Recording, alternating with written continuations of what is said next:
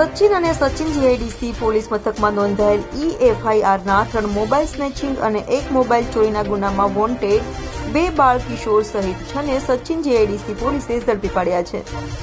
Sachin GIDC police મથકનો staff પેટ્રોલિંગમાં હતો ત્યારે Sachin જીઆઈડીસીના ASI ઇરશાદ ગુલામ સાદિક તથા ASI ઝાકિર ગુલામ અને અનામ હેડ કોન્સ્ટેબલ પૃથ્વીરાજસિંહ જશવંતસિંહ ભગવાન પ્રકાશ રાવ અને સુનેન રૂપાભાઈને મળેલી બાતમીના આધારે સચિન અને સચિન જીઆઈડીસી પોલીસ મથકમાં નોંધાયેલા EFIRના 3 મોબાઈલ સ્નેચિંગ અને 1 મોબાઈલ ચોરીના ગુનામાં વોન્ટેડ 2 બાળ કિશોર તથા મૂળ મહારાષ્ટ્રના નંદુરબારનો અને હાલ સચિન જીઆઈડીસી પાલીગામ ખાતે રહેતા કલ્પેશ રાજેન્દ્ર જગતાપ મૂળ યુપીનો અને હાલ સચિનમાં રહેતો રવિ કિશનલાલ તિવારી અને સત્યમસિંહ ઇન્દ્રબહાદુરસિંહ રાજપૂત તથા મૂળ રાજસ્થાનના